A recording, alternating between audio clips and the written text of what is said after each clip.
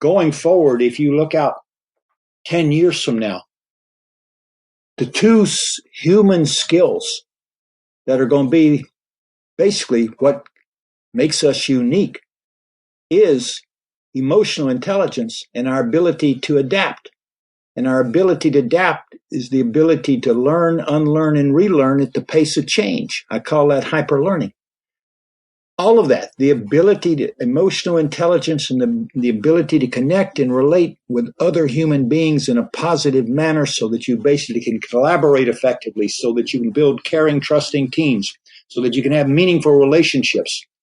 All of this, the foundational building block is humility.